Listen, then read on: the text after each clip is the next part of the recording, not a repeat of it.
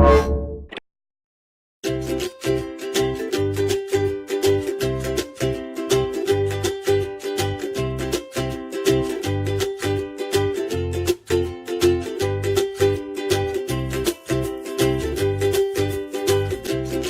this is Michelle O'Neill with O'Neill Wasaki. Today we're bringing you Tales from the Crypto. We're going to talk about cryptocurrency.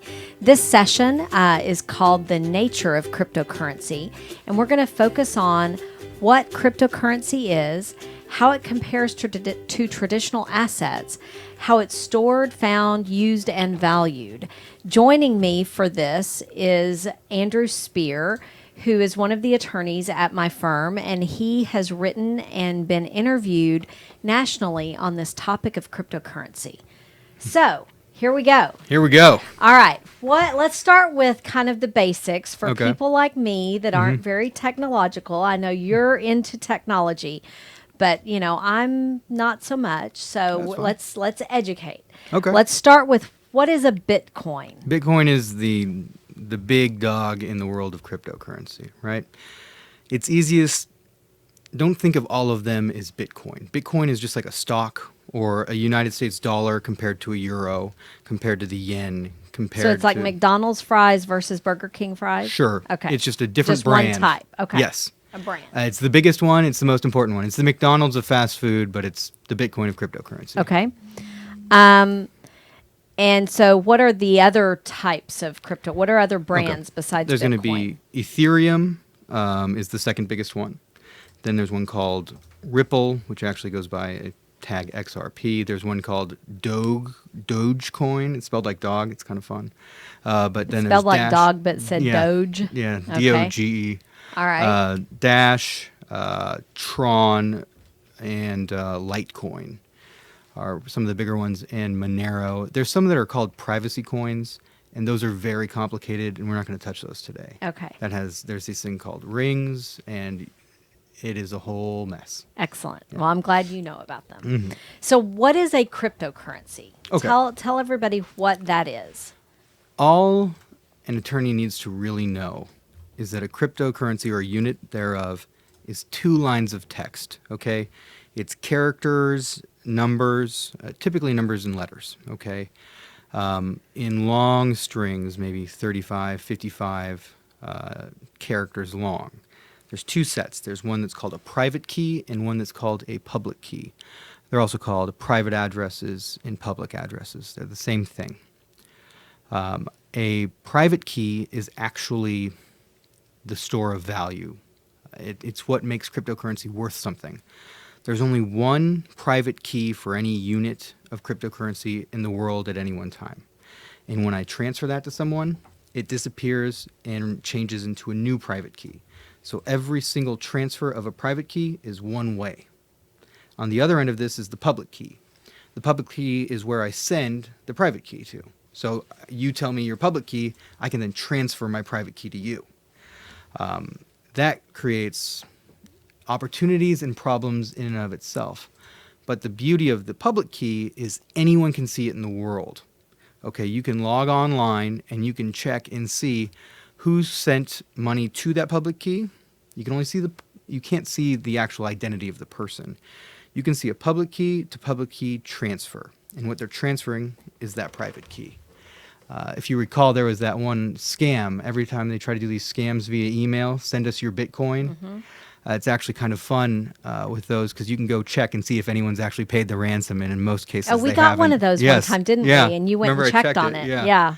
No one pays those, and they don't realize how easy it is to check that. Interesting. But the public key is essentially how you can view it and how you can store it. One aspect of it. So, is there are there an unlimited number of Bitcoins?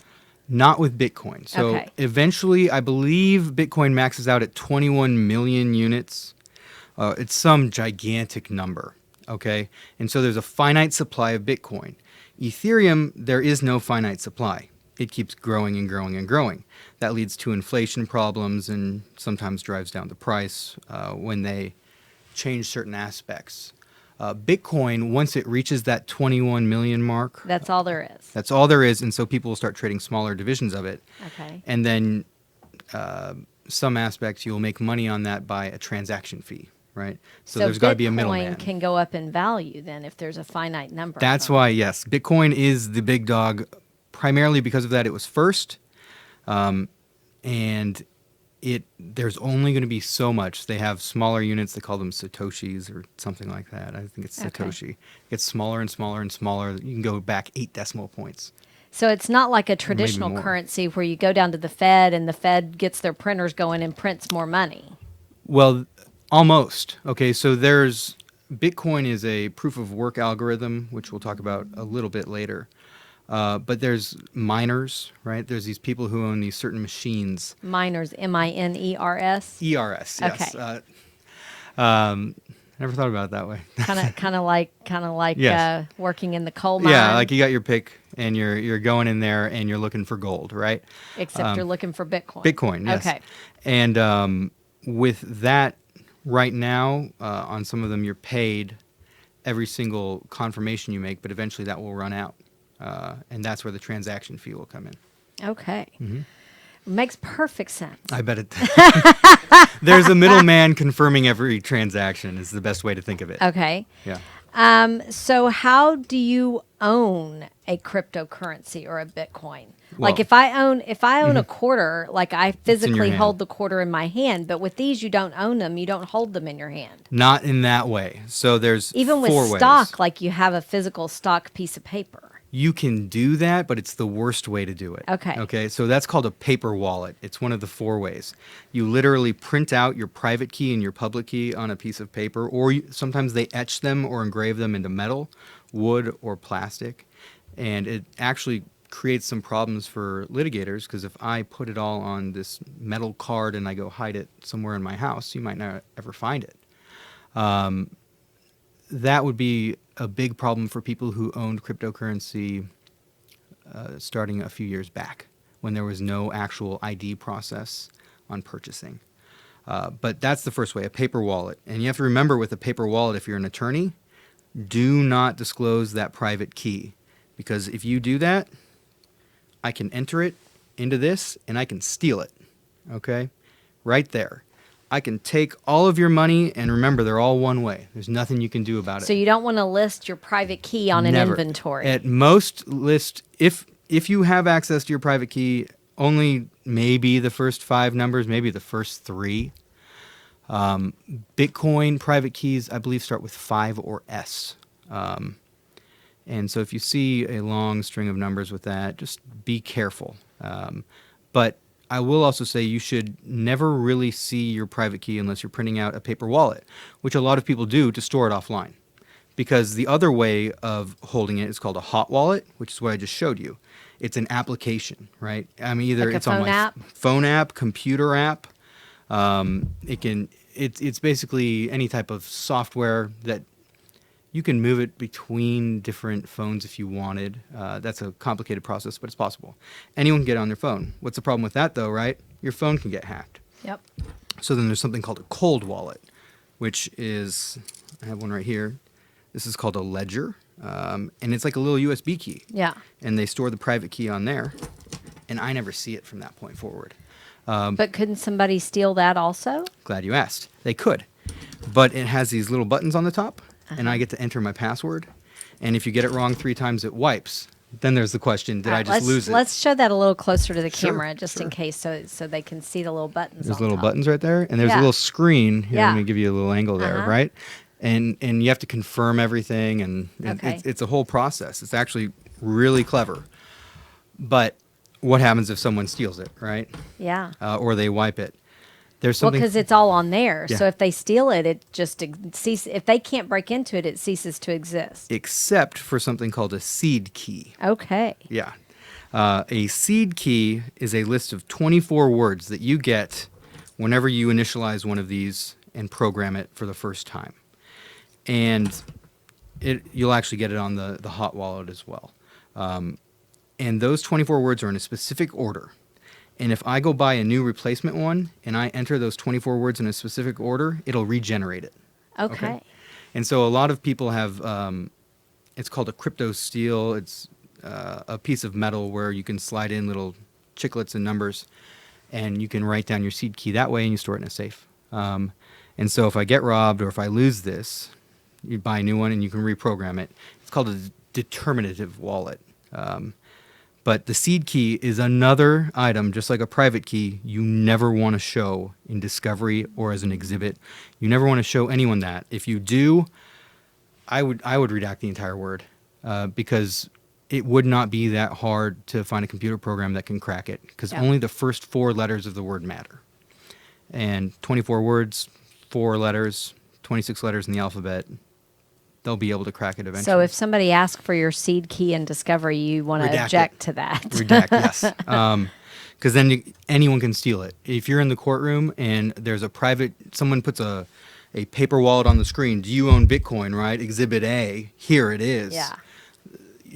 I wouldn't say the bailiff, but let's say the intern, right? Yeah. Could take a picture of it on their phone right there, take it all right now in the middle of court, and you'd never know who did it. Wow. Yeah. Yeah. Okay, so the hot wallet is what's on your phone. Yes. The cold wallet is the USB looking thing. Okay.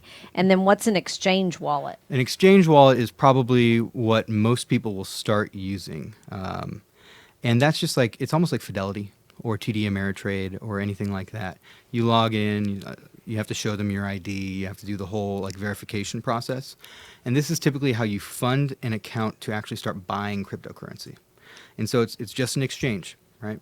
Kind of like a bank account. It connects to your bank account. Okay. And so that's one of the major ways of actually finding out if someone has cryptocurrency, the money going in and out of an exchange. But in exchange, you can actually have a public address where you can send to an exchange, and the exchange will actually sometimes, when you withdraw money, show a public address. You don't mean as like well. my home address. You mean like a the public digital key. address. Yeah, sorry. Okay. Yes. And then sometimes exchanges will actually say the name of the exchange, or it will be easily identifiable. Okay. So if you're going to start buying Bitcoin, you would get one of these exchange wallets. Absolutely. And fund it with some money from your bank account, and then that's where you can start moving those to the other wallets. So if somebody were looking for cryptocurrency, that would be the first That's the little clue that there might be some cryptocurrency. Money in and out of the bank account into this exchange. It'll say so what Coinbase. would that look like on a bank statement? It'll say Coinbase. Coinbase is the biggest one. There are a few of them. There's like Gemini Exchange. It actually, the description of it in a bank account statement, I've checked. It'll say Coinbase, then a long series of letters and numbers, which I assume is a transaction ID. Okay. But it'll actually show up fairly easily if they're using a popular one. But then there's other issues with purchasing cryptocurrency is that I can just buy it from anyone. I can give you cash and I can send it from my little cold wallet to your cold wallet, and no one will ever know until you try to cash out somewhere else down the road, if you try. Or if you go to a different country. You go to a different country and cash out, there's not going to be any ID requirements in some of them. There's even Bitcoin ATMs now. They charge a pretty hefty fee. But if you go find a foreign one, they won't require your ID. The new ones require IDs in the States. So to start the process, though, to fund that first exchange wallet, does it have to come from a bank account, or could somebody give them cash? No, you can't give them cash. Okay. Those are getting Could you take some regulated. cash, get a money order, and then give the money order to the exchange wallet? No.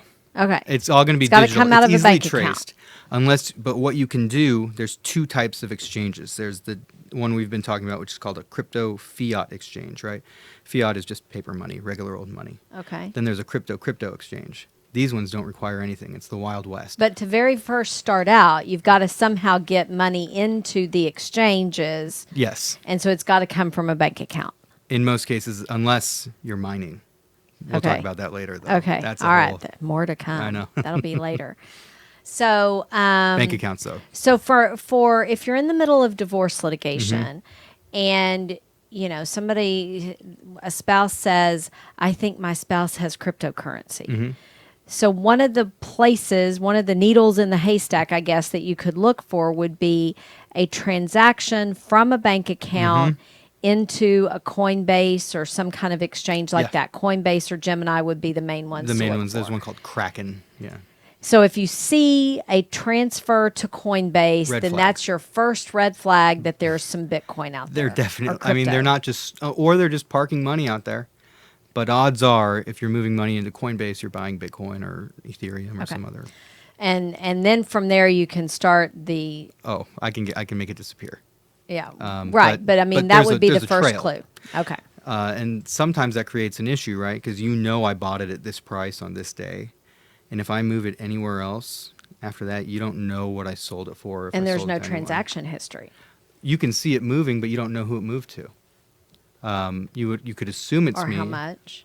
You can see how much. It'll Okay. show how much. It'll show this random public address, random public address. And sometimes what people really need to look out for is called a change address. Let's say you break $1, right? You get quarters. If I only send someone half a Bitcoin, where's the other half go? It creates a new address. And it looks like I sent half a Bitcoin to 2 people, but I really kept half. It sounds to me like this is one of these things that it gives you an ability to hide assets without very much ability to trace it. The trace will end if you move it in enough times. I mean, it's not like they get a bank account statement, right? You could download a statement, but the problem is it ends after one link, right? It left Coinbase. I don't know who that person was. And there's nothing you can really do about it after that. So you and I started down this road of learning about cryptocurrency when we had a client or a potential client that kind of raised this issue of, I think he owns Bitcoin, and it was like, how do we know? And so you and I kind of talk to about figure it how out. you started learning this process. Like whenever I said to you, like, hey, we've got this issue, you know anything about it? And then you did what? Well, I tried to figure out first how to buy Bitcoin normally, which was not that difficult. I checked out how a Bitcoin ATM worked. I didn't actually buy any from there, but they make you put your ID in there, and then sometimes they make you text. They text you a confirmation. So I was trying to find how to buy it with no one knowing. And it takes a lot of work, but you have to, I believe the best way to do it is almost with gift cards. So what I did is I set these up, and then I didn't want to go through with it. And so they got really mad at me when I said, oh, okay, I was just seeing how this worked. But it looks like you buy a gift card, you can sell it to someone, and they'll send you Bitcoin. Seems kind of risky, but there's exchanges for it, right? So there's essentially an escrow account. And it seems pretty shady. But it's possible. If you see, what I would look for in a bank account would be, this person's always going to Target and buying these gift cards frequently, right? And we don't know where that money's going. That could be an indicator that they're purchasing it, but the values would probably be pretty low. But that's how it started, was figure out how to do it so that they can't trace it. And that's one way of doing it. And then another way is the change address, right? So I buy it legally. I think actually both ways are legal, which is kind of scary. I buy it legally, and then I do the change address. I send half here and half here, and they're both me, but it looks like I sent it to 2 different people, right? You don't know what happens then. Okay. So what are the risks of cryptocurrency as compared with traditional assets? So a lot of exchanges are insured, a traditional exchange, right? Or TD Ameritrade, if one of their servers go down, I don't lose everything, right? With cryptocurrency, these exchanges get hacked all the time. They go out of business. They disappear. Someone will die and go to India, or they'll die in India. Sorry, that's what one of the most recent one was. And suddenly all of these private keys disappear, and no one knows what happened, right? There's a lot of fraud going on, and so you want to normally stick to the bigger named ones, as they have started to insure themselves. Binance is one. They actually got hacked, but had a rainy day fund, and were able to pay people back. But that's very rare. most of the times you're exposed. And that's why you want to move it off an exchange. If you steal cryptocurrency, you can't get it back. You don't even know who stole it. It's very hard to steal a stock, right? Right. Unless I have the physical share, but that's rare.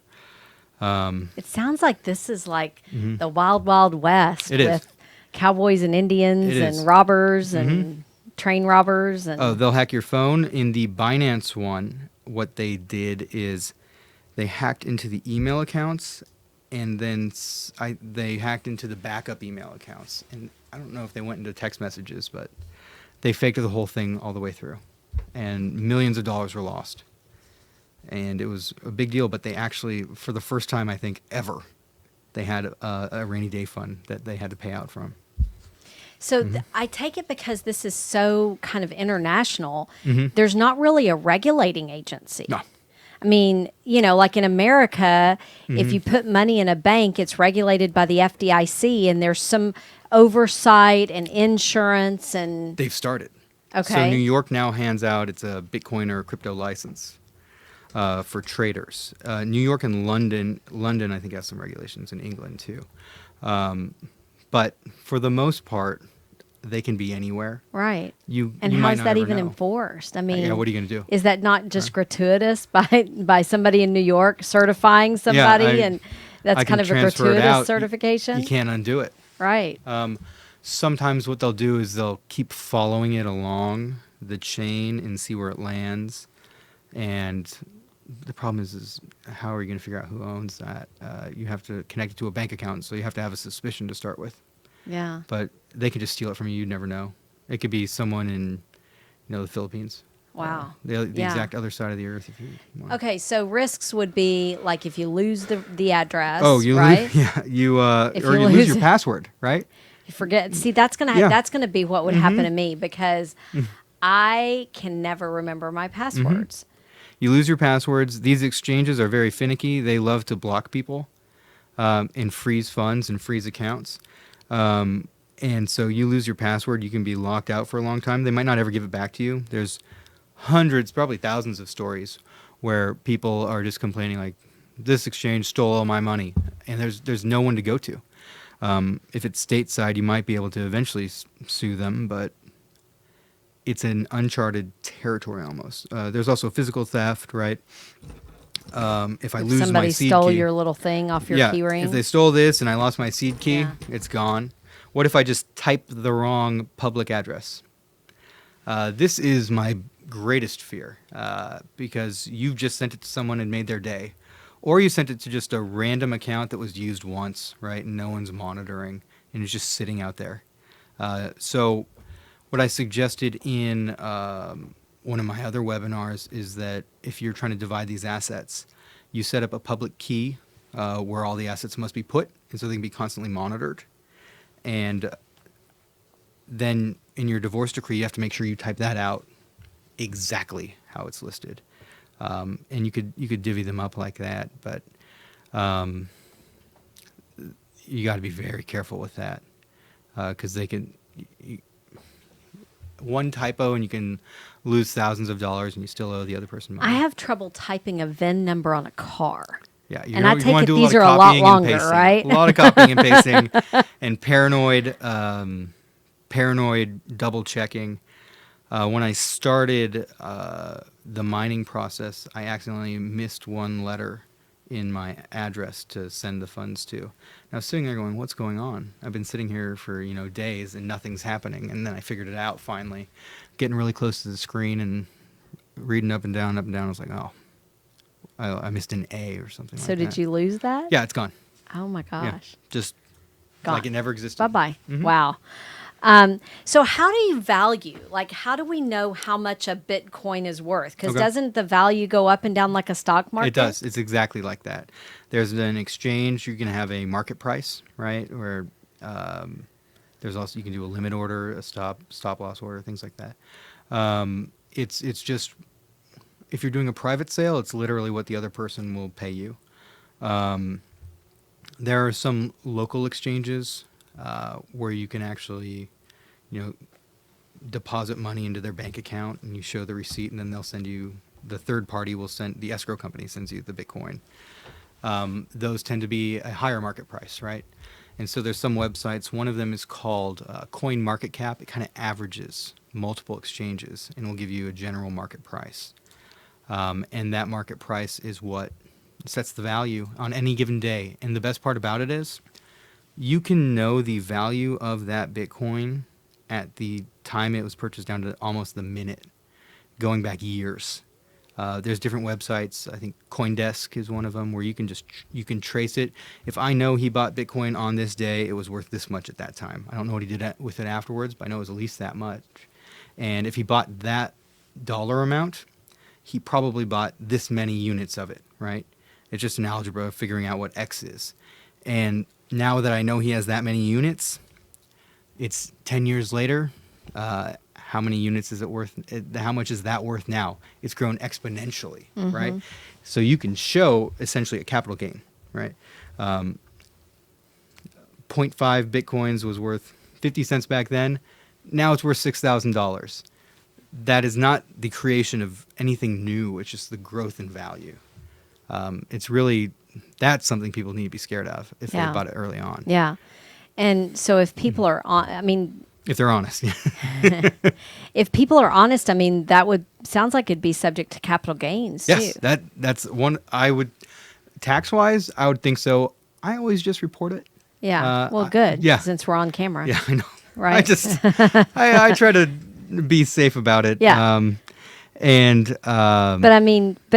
it sounds like there's not much of a way that the IRS would know if you didn't report it. They have they've got some new software. But once again, it has to link to a bank account. Right.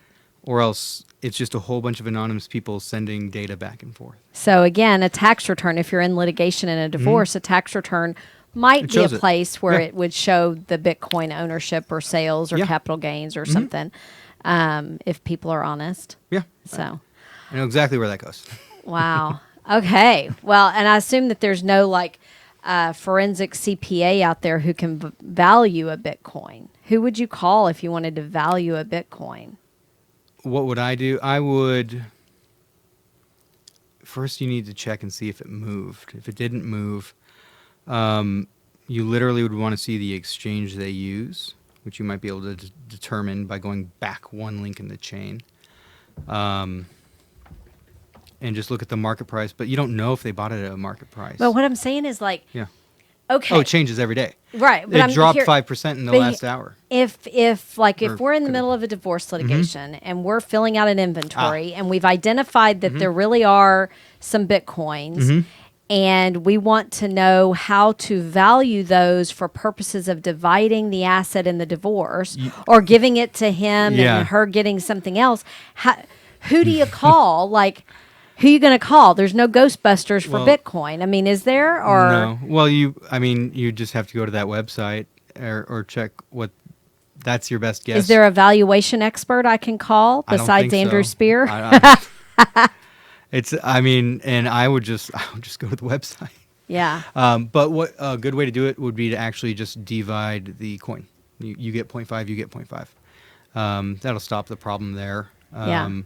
And if someone really doesn't want it, you can give the entire amount to the other person. So if somebody had this problem in a divorce, if there were some lawyers out there watching this CLE and they have this problem in a divorce and they find out that there's some Bitcoin involved in a case that they have, would this be a place where somebody could call and hire you as an expert witness? Sure. Yeah. To testify about the process, the ownership, and the value? Yeah, I can show who owns it.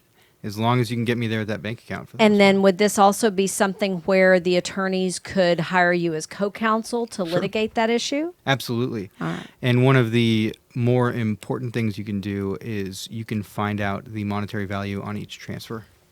So each link in that chain, if at some point you lose the chain, you can go check the exact price it was worth on that day, at least a market price, which is probably what they used. And it's just... It's difficult to figure out if you don't know what you're looking for. Yeah. Is really the trick there. All right. Well, we have reached the end of this first segment of our cryptocurrency Tales from the Crypto segment. So we're going to take a real quick break and we'll be back shortly for the next segment on cryptocurrency as income. We'll be right back. Keep in mind that this is a webinar that's aimed at attorneys. This is for continuing legal education. If you're out there watching this webinar and you're not an attorney, we welcome you to watch it. But remember that we are not giving you any specific legal advice. We cannot comment on any specific case or situation without knowing all the facts. So if you need legal advice, this webinar is not a substitute for legal advice. Please seek the advice of a lawyer as to your specific situation and get specific advice to that. Because if you rely on just what we're talking about here, we're being general, we're talking about general legal principles that may not actually apply to your situation. This is for continuing legal education only, and we cannot create an attorney-client relationship just through the video camera. Okay? Thanks.